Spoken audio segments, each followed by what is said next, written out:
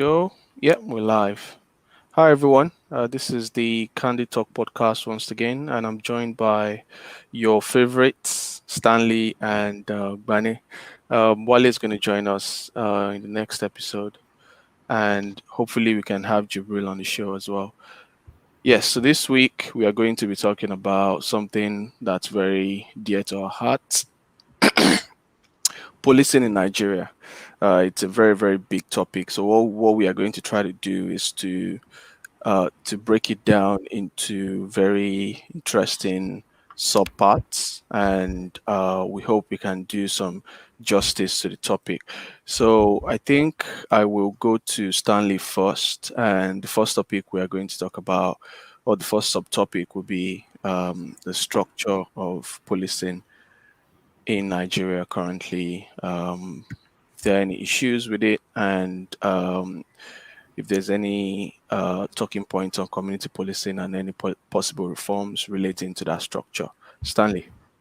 Yeah, of course, we have, as it is right now, we have like the federal police system, largely controlled by Abuja. So you have a single police that oversees the 36 states. They have 37 commands in 36 states plus the federal capital territory. They have the divisional police stations and the local police posts and outposts. Um, with the way the hierarchy is structured, everything is command and control from Abuja. There is no, what I would say, uh, local peculiarity at every stage. Everything is treated as a single entity, Mm, and operates on the assumption that what is applicable in Lagos, same is applicable in Kano, and that same is applicable in Port Harcourt or Enugu. So it's a single straightforward structure. So someone can go from managing an urban police in Lagos, and they will find themselves in, you know, a rural part of Imo State. You can go from managing a city police to running a rural police. Those two are completely different settings. In a rural police, all you need to fight crime is know the community very well. In a mm, city police, you need to know you need to have a strong network of intelligence. You need to have foot on ground. You need to have eyes and ears at every street corner and all of that. So those two are different. But for us, the structure we currently operate assumes that what applies in a big city in Lagos, same will apply in a village in a river area in River State or Cross River or somewhere, right? So that already sort of questions the nature of the police. The other thing about our structure that is a little funny is the fact that um, local context does not play a role in decision making. And when I say local context does not play a role, I mean that you have police officers who are policing a community where they do not even speak the local language, and yeah. everybody who they are policing speaks a different language from those who are policing them. So there's already a breakdown in communication straight Yeah. up from the beginning, Yeah. right? Yeah. Yeah. So you Yeah. do not speak their language, you do not know who they are, you are alien to their culture. There's already a breakdown of trust, because basically trust starts from communication. And once the communication doesn't exist, the trust is out. Mm, So there is this whole assumption that, because you can bring, and I'm sure there's an argument why they've made this decision, but I don't see how that is applicable in terms of policing a community. That for there to be successful policing, the police must know the community that they are policing. You cannot do that in vacuum. So I think these are some of the little things that already sort of put out about the structure we currently have in place and its ability to provide strong policing network for Nigerians. hmm. Interesting. Isn't it similar to the NYSC system, the National Youth Service system, where they believe that you can post people from a different part of Nigeria to another part of Nigeria, regardless of the challenges, or they might think about it from the is it assimilation point of view, that Integration. Yeah, yeah, exactly. Thanks. So you're sort of trying to integrate them, and they're, you know, they think policing might work that way as well. And for me, it doesn't make sense, right?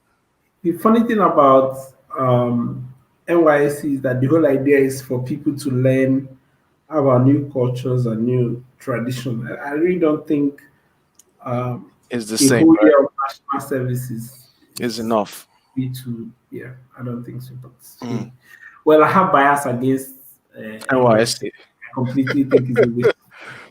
So Yeah, it is. It's a waste NYSC. of. you NYSC. don't expect to have something NYSC. nice to Yeah, say. NYSC is another good topic that I would one day talk about. Mm.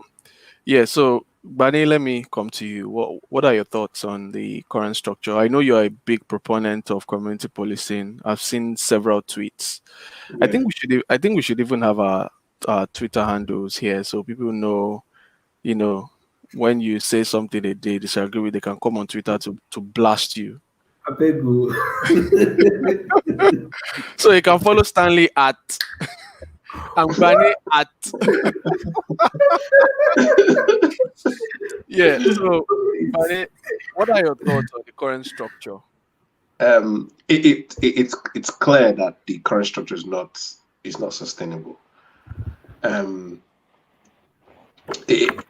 for a nation that we have a purported population of 190 million or 200 million, with a police force of about 311,000, I think, if my statistics is right. Yeah. But I don't have the exact figure, but I know it's over 300,000. We have over 300,000 policemen in Nigeria, being controlled centrally from Abuja. You don't have to be a political scientist or a public a public administration expert to know that it can't work. The current structure can't work. And talking about community policing, actually, we can actually, even under the current system, we can actually have community policing Yeah, of course. under the current centralized system. Like, adding to what Stanley has said, if we take into consideration the fact that police from every state should be locals from that state, that's under the current situation, because we know that to restructure the police, there needs to be a constitutional amendment, which is a long process. So let's try and reform the police within the current restrictive, structure that we have. If you want to bring on community policing, it's still very, very possible. We just need to change our idea of what integration means.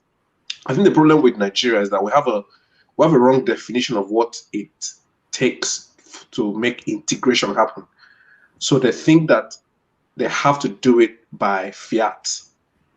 They think that government thinks that you make integration happen by government fiat. So if I take a Hausa policeman to be the commissioner of the police for Cross River State, I am integrating Cross River people with Hausa people. It doesn't make sense. Integration usually is best when it happens organically. When people are free, when you make laws that people can move from one part of the country to settle in any part of the country, can do business, and are considered from that state, can run for office in that state. Those are the kind of steps that you can take that will make integration, national integration and cohesion possible, and for it to happen organically, not steps like you can't do your NYC, which I think is redundant in your home state. It has to be in a far-flung state somewhere so that you can know other cultures. That you might likely not want to return to. Exactly. So, and because of that thinking at the higher echelons of Nigeria, in the corridors of power, they haven't thought of the benefits of community policing. So under the current situation, we could still have community policing. You could have a situation where you, to a large extent, decentralize the police structure as it is now. Give more powers to the zonal and the deputy inspectors of police, inspectors of police and their assistants, devolve more powers to them to make, to probably be able to control them. I'm not sure. Let me not say what I'm not sure of. I Uh, don't know if they're in control of things like their budgets and Will stuff that like that. mean that it will be under the control of the state government? No, no, no, no.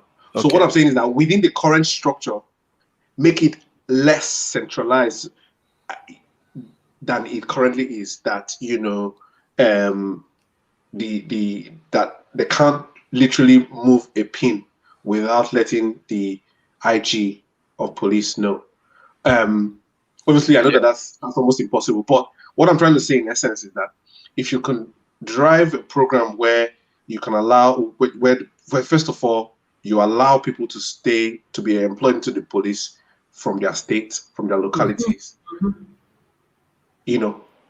So I'm not saying even change the constitution now. I'm just saying within the current, make sure that the commissioner of police is from the state, and then make sure that the inspectors in the various zones are from the area there, so that they can deal, so that they know how to deal with the local thugs and the local criminals, because it is through native and local intelligence that you can prevent crime.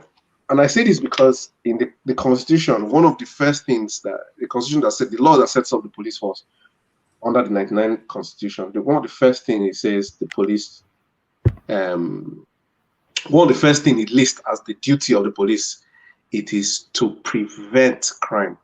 Prevention of crime is one thing we are not, we don't, I don't think we like in Nigeria. I don't think it's not a concept that we have embraced. We prefer for crime to happen and then we go in guns blazing. We like the drama and all of that.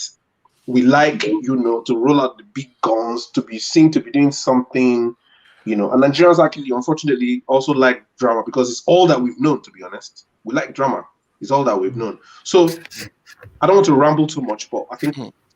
my angle to it will be to say the structure, obviously, it needs to be restructured. We need state police, we need local police. But within the current structure, I believe we can have community policing by simply making sure that personnel that man the police in every locality are people from that locality.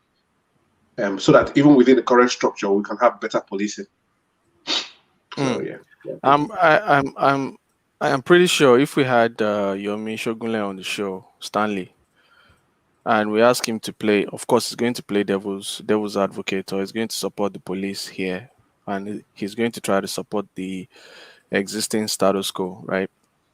And I'm thinking of what he might say Mm, to um, to support the current system. So I think I've heard something crazy like if you if you work in a certain jurisdiction or in a certain region and you are from a different region, for instance, your family is based elsewhere, maybe you are from Kano and you're working in Lagos, you can argue that the security of your family or your own personal security um, might be more guaranteed because you don't have any stake where you work. So you can just go in, do your work, get out.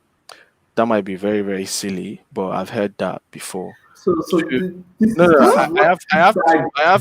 I have to. Let me go on. Let me pick on the second one. Corruption. So you might be more susceptible to corruption if you are used to the people, just like we have in risk assessment, where we say you need a fresh pair of eyes to look at something, so you just have to keep changing it. Or risk and audit, for instance, you have to keep changing who's looking at something, so you have a fresh pair of eyes to minimize familiarity and clash of interest and things like that. So when you have policemen from different parts of the country that are not used to that jurisdiction, they might be more um say objective in the way they look at things, rather than having a subjective or sentimental interpretation for any any key issues. Now, I don't believe in everything I've just said. I'm just saying if I were Shogule, I'm pretty sure No, Shogule might come up with some of those points. So no, start. you're completely right. It's actually part of the thinking. I've heard it. I've heard it's actually part of the thinking I've heard. The problem I have with the first argument is that look, uh, uh, security of your family. Your job is to provide security. So if you do a good job of protecting that community, your family will be protected. Mm, If you're finding all the criminals and taking them out, it means that because this sounds like the reason you're taking out these criminals does not include your family. Your family forms, and this sounds like um, the argument about why things do not work in Nigeria when when people say, "Oh, politicians should educate their kids in Nigerian schools so that they will see how bad things are." It's because people believe that if these guys hear direct reports from their family members, they will step up. But look, see in Nigeria, of course, they will fix only that school where their family member is and move on. But They won't yeah, even fix it. They won't fix it. I went to FUT Mina with children of top Nigerian. It happens more in the north, where you have a lot of top Nigerian government officials. I don't know if it happens to today, but you happen where you see politicians with their top men with their kids in our schools. So if that happened and nothing changed, I'm sorry, no. I'm yeah, not going to exactly. call any names, but the top generals that we had their kids in FUT Mina. So Yeah, so again, that doesn't. I just think that policing comes down to the fact that if you do a good job, you get rid of the criminals in the community. You are safe. Your family is safe. The community is safe because it doesn't make sense that you say you are doing a good job as a police officer and then there is somebody in that community who feels threatened. I'm not saying that a good job of policing will take away the threats, but I'm saying that if there is a good enough police where the threat comes up, they should be able to nip it in the bud. So that argument doesn't hold water. In fact, that is the more reason why the police officers should be from the community that they police, because if their families are in danger and they were not forced to do a really good job. On the second argument, I don't even know where to start with that one. I it's just, don't I've heard the know. argument, but it's just laughable. It's just a joke, really. It's really a joke to say that they are at the moment, we've seen instances and we've heard stories of where armed robbers were caught and they're confessing to receiving guns from police officers, right? mm, Those with the current system, police are still handing out their guns, are even participating in the robbery. So where's the argument that they will become familiar with the territory? I tell people this thing, and maybe I'll get into trouble, maybe not, but I think that a lot of times we have accepted the incompetence of police as an excuse for them not to do their job, mm, right? And I'll give my personal experience. So one time I'd gone to a meeting after work and I parked my car. It was supposed to be a very short 15 minutes meeting. Somebody just wanted to pick my brain about something and I was heading somewhere else. So I put my laptop right under my car seat and sort of parked outside, run into the office, and then come out a few minutes later and somebody had broken into my car and taken my laptop bag. And there were a couple of office documents and stuff in the bag that I wanted to work with at home. So I head off to the police station, file a report. While I was there, trying to write a report at least to document what is missing, so that if anything comes up, I have the documented evidence that I reported this theft on this date. It wasn't because I expected anybody to recover anything. And the police guys at that station were saying to me, "Oh, they carry your laptop." I say, "Yeah, those boys, that's how they operate. They're always in that area around this time. Now don't worry. Tomorrow, you see somebody will call you. They will find the bag, but you most likely not see the laptop." They asked me, "Oh, do you have like your call card in your bag?" I say, "Yes." I said, "They will call you. Don't worry." I thought it was a joke. The next morning, as I was getting dressed to go fix my car that was broken into, I get a call from somebody saying, "Oh, they found this bag with these documents. They saw my number. Can you come and I head there and I find my laptop bag, find my documents, but the laptop and phone and every other electronic equipment in the bag was gone, just as the police predicted, right? So in essence, the police knows the area where these guys operate. They know the response that will come. But the weirdest thing is that when I got there and I found these things, I called the police. My stupid expectation was that, oh, the police will come, look at the area, sort of write notes, just, as part of their investigation. I called the police. Police guy said, "Have you seen the bag?" I said, "Yes." He said, "Carry your bag and go home."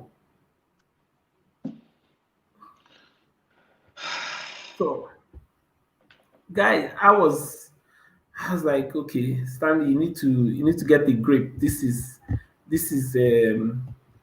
completely a different ball game. So, but you see, it gives you an idea of the kind of situation we're in. So, making this point about, I don't think those arguments hold water. To be honest, they don't. They don't. Interesting, interesting. Do you know what just came to my mind now as you were talking about incompetence? This law or this police directive that you must, as a medical practitioner or as a medical practice, you must request for police report when before you treat any victim of anyone who has a gunshot wound or something. But again, we can talk about that later. It's a very Anything that doesn't value life, even a oh yeah. criminal's life is valuable. You're We'll not talk supposed about to that. comment on We'll that. talk But about that later. We'll talk about that later. Okay, let's move to the second part of the debate, benefits and remuneration. So will look at employee. I don't have all the facts, but we look at employee benefits, death in service, pension, sick pay, redundancy, anything we know about what, because we've heard a lot of arguments, a lot of points on how the police is underpaid, how their families are not well I've lost taken. you. Hello, I lost the hello, volume. Go hello, quiet. hello. I can hear you. Good. Okay. So as I was saying, how their families are not well taken care of, in terms of death in service, pensions, and what they currently pay. I've heard that I think from since Yar'Adua came into power, they've been looking at remuneration and they've been increasing their pay. But still, I've heard that it's still not good enough. So, Stanley, do you want to come in here and talk more about it? Yeah. So of course we know that the pay is really terrible. The pay doesn't make sense. They have some sort of insurance, that goes nowhere. The the rank and file are barely on the minimum wage scale, salary scale. I think constables, police recruit gets um, you know get about 100,000 naira, I think. Yeah. Um, Yeah. It's about you know, 9,009 and 9,019 naira yeah, 42 yeah, a a month. hundred, about 100K a year. Yeah. Um, you know, the others get about half a million a year if you're in level three and above. Level 10, you get about 600K a year. this is this is no money. How do you pay? How do you give somebody who is carrying a gun, standing out 247 trying to protect you? How do you pay the person barely $100 a month with their families? The pay is really, really, really, really terrible. It's a terrible pay. And what this type of pay structure means is that it only attracts those who have no alternative. Mm. You know, who this is job for them, just job.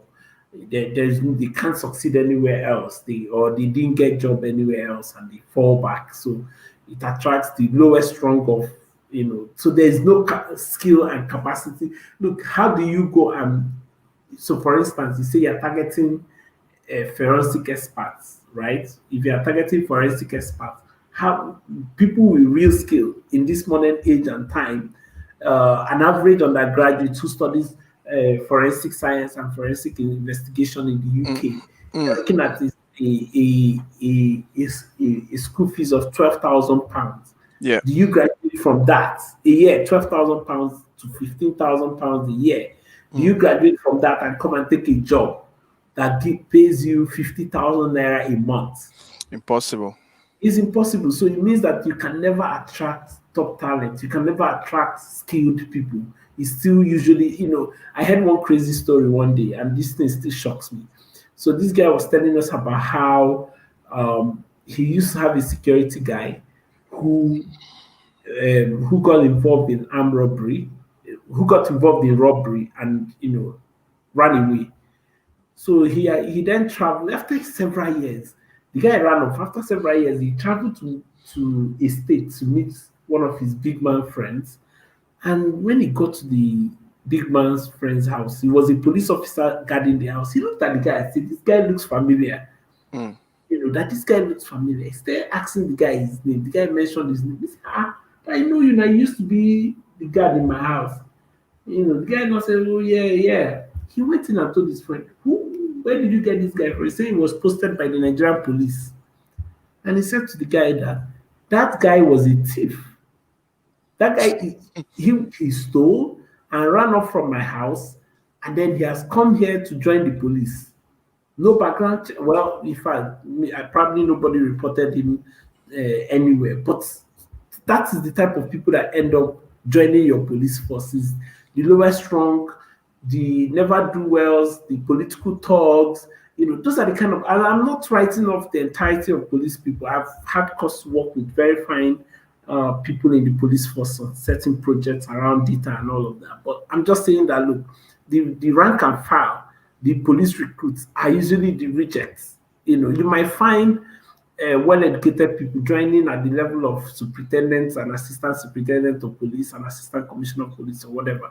But I'm just saying that the main people that average Nigerians encounter on a daily basis on the road do not deserve to be part of the police force. And the main reason why we are attracting those type of people is because the pay is rubbish, right? If you go to a place like CBN, if you go to a place like NNPC, the kind of people those organizations attract is not the same type of people that Nigerian police attract, right?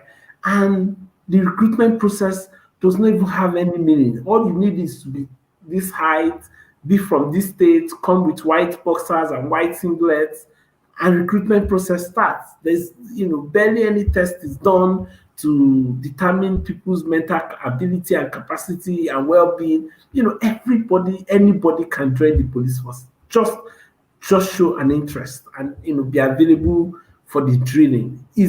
So the Nigerian police force is mainly about physical strength, not mental. They do not see that you need to be smart enough to ask rigorous questions.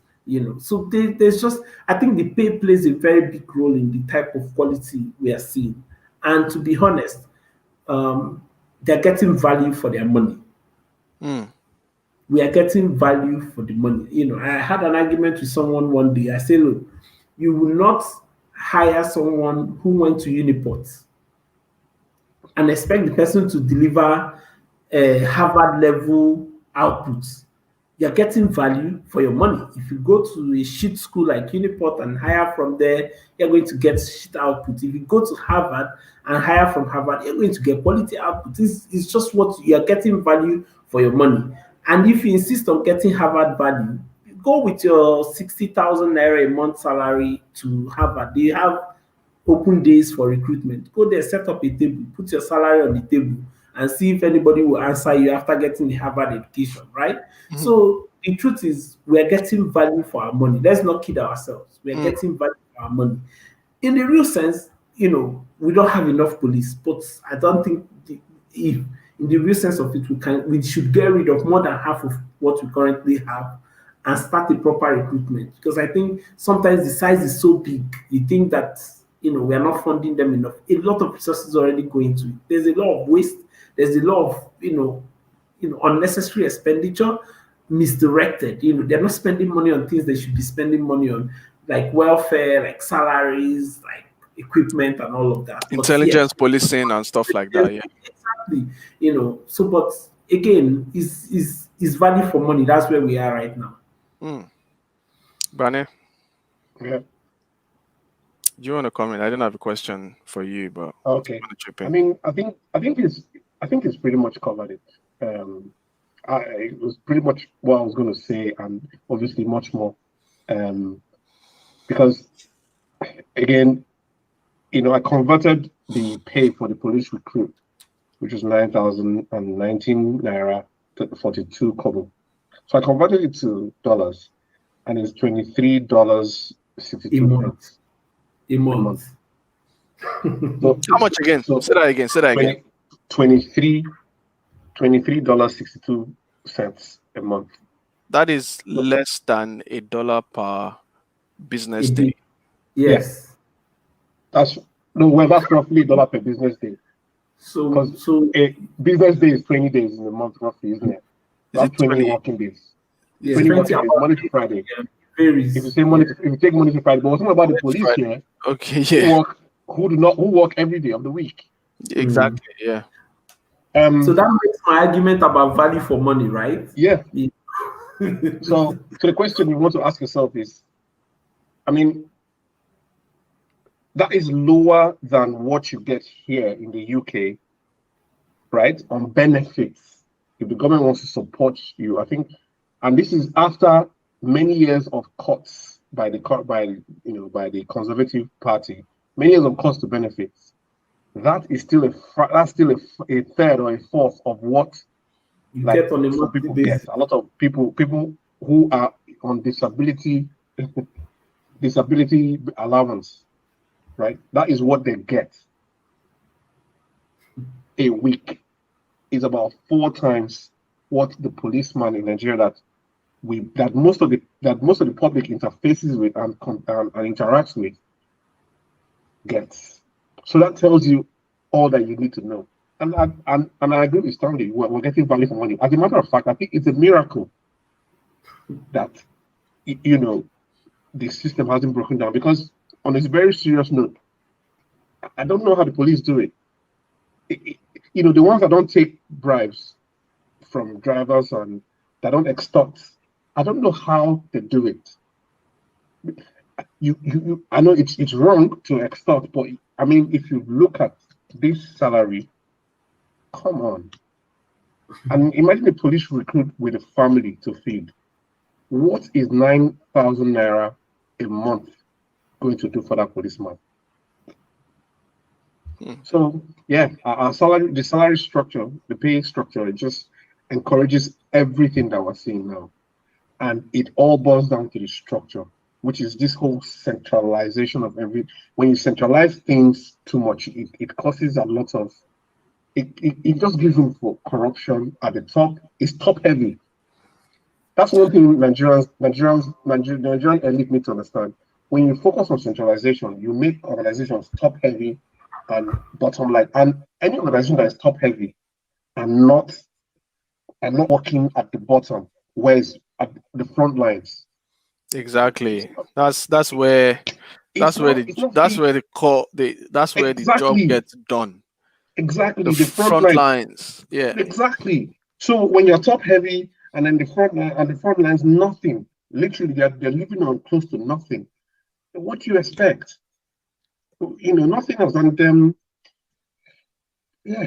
And if you talk about funding, I think that a lot of the porks or the porkies, like the Americans call them, in numerous organizations that we have, numerous extra government departments that we have, if we cut all of that funding and divert some of that funding to the police, if we made some of those extra, I'm not talking about the police now, I'm talking about all the duplication of government services that we have here and there, we can get funding, because that's one argument you come across is like, well, this is all we have to fund the police with.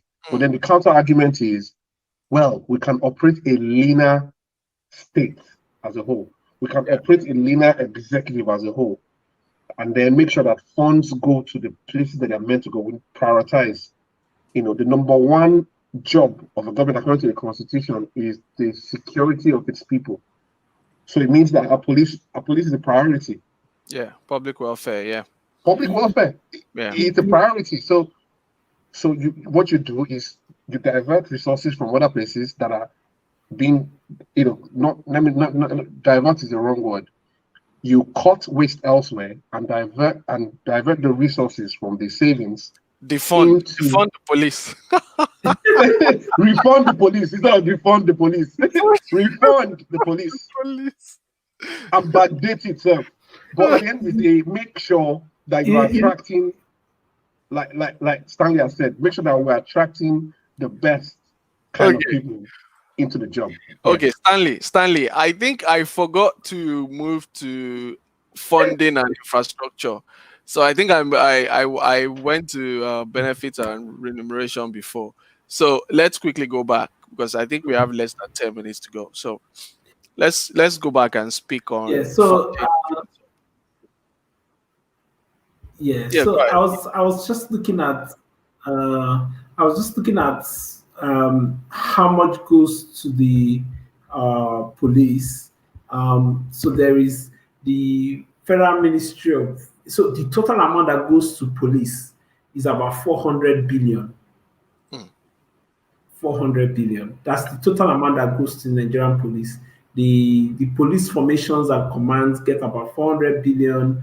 The Nigerian Police Academy in Kano gets 3 billion, and the Federal Ministry of Police Affairs gets about 2.8 billion. Right now, there's police under this police formations and command. There is Police Service Commission. There is Federal Ministry of Police Affairs. Right.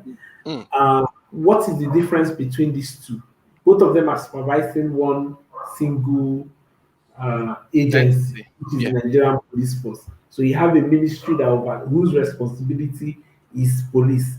You have a commission whose responsibility is police, right? So this whole ministry thing, whatever it is they are doing, can be a department in the service commission, or the entirety of the responsibility of the commission can be a department in the Nigerian Police, in the Federal Ministry of Police Affairs. One way or the other, you do not need two agencies overseeing a single agency. This is already a waste of resources. I think there's a council as well. There's the Nigerian Police Council as well. Yes, there's a police council as well. So you can see, and these are expenditure heavy kind of people, because you need a Prado Jeep for the head of the agency. You need a separate office building. There's maintenance. There's fuel costs. You need a budget. There's all sorts of costs associated with it. At the Commissioner of Police's office, there is Commissioner of Police office in every state. There's heavy top expenditure maintaining senior management at that level. So there's already a huge chunk of this 400 billion that goes towards servicing the big men overseeing this agency, right? And then the rank and file gets peanuts. 400 billion on paper looks like a lot of money that goes into the quality of police we get. But, you don't realize that this is not enough funding until you then ask, how much does the guy you meet on the street receive as salary out of this 400 billion? And training and quality training as well. Training, yes. Infrastructure, investment in training.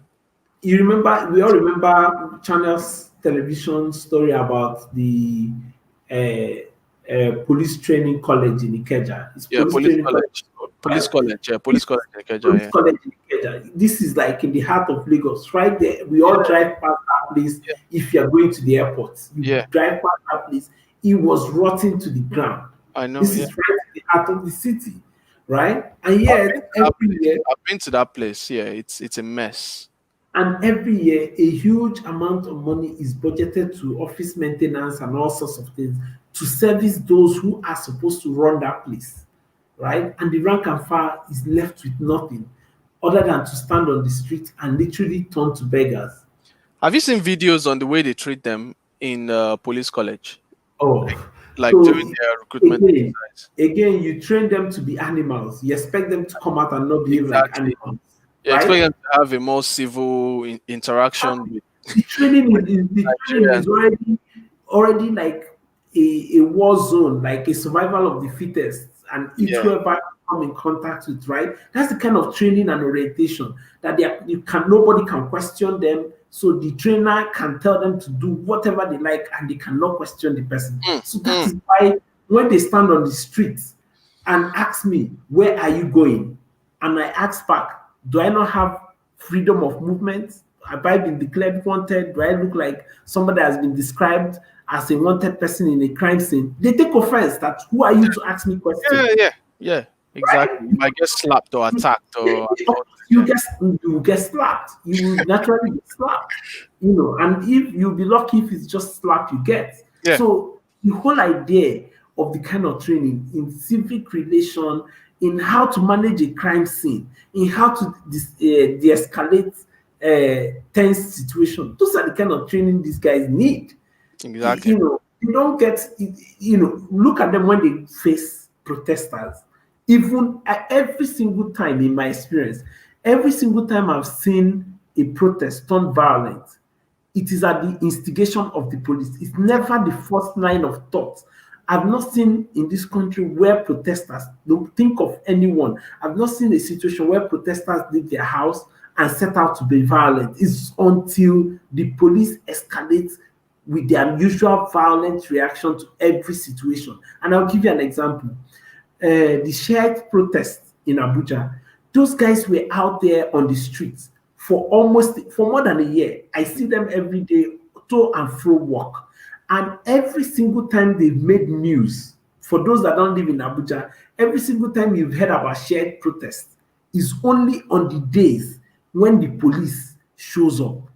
But trust me, the days you do not hear about them, they are out there every single day Protesting protesting peacefully. peacefully. Yeah. So the only time you hear about shared protest in Abuja is because police showed up. It's not because they were not there the day before or the Mm, week before. They were always there. The mm. only time it makes news that somebody has died, that stone was thrown, that there was destruction or whatever, it is only when the police show up. So the training they are giving at that police college does not include managing protest. Their whole idea of managing protest is crush it.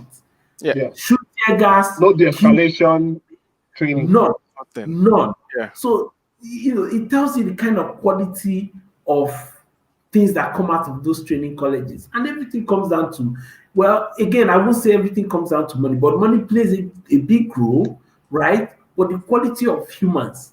Remember that the current managers of the police are the same recruits we're talking about today who used Yeah. to stand on the road.